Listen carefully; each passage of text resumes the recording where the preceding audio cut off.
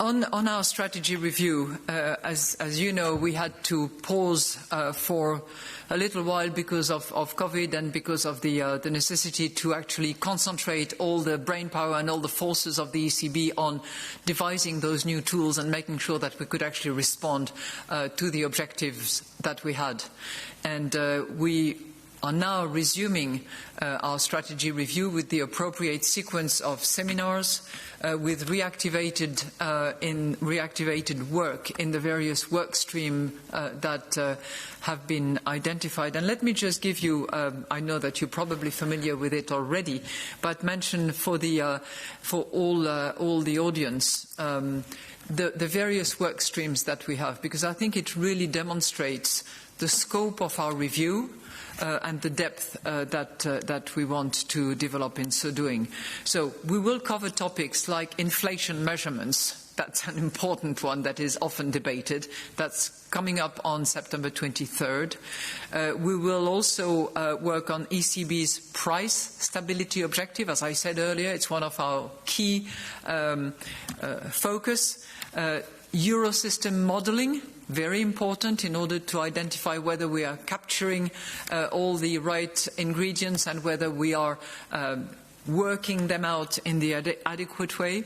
We will also discuss digitalization and the impact that it has from a monetary policy point of view, and I have in mind obviously such matters as the payment system, the euro digital currency possibly.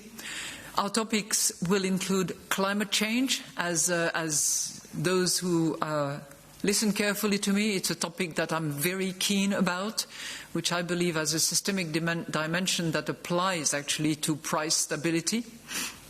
We will include also financial stability and macroprudential policies, non-bank financial intermediation, communication, and the interaction between monetary policy and fiscal policies. Now, I have limited illusion about the absence of leak in all the work that will be done.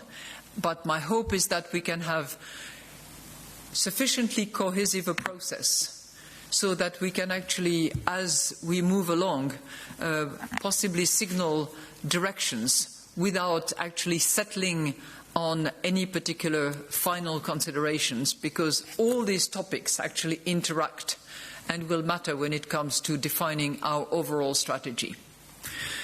So that's really what I wanted to say about our strategy review. Added to which, there will be a public dimension to it, because we will have, inspired by the Fed process actually, which itself was inspired by the Canadian Central Bank, we will have an outreach that will really include as many stakeholders as possible, ranging from NGOs and civil society to obviously members of Parliament, and in particular the European Parliament, with which we will have a constant dialogue. On the issue of divergence, I think that's what I tried to say when I used the words uneven, incomplete and uncertain.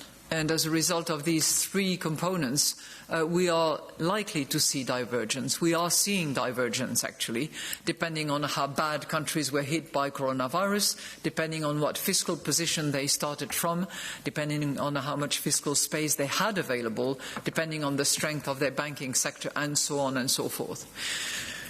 What we are hoping is that the European Union instrument that has been decided, the New Generation EU Fund, will actually address some of those divergences and dispersions within the euro area and within the European Union as well, in order to direct as much as possible of the funding, particularly in terms of grants, to those countries that are that have been most hit and that are likely to come out of the process with less recovery than the others.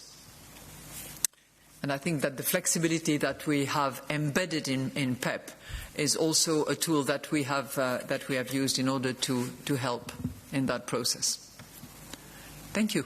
Okay, and that brings us to the end of today's press conference. We're out of time. Thank you very much. Can I just say one thing? and that's en français.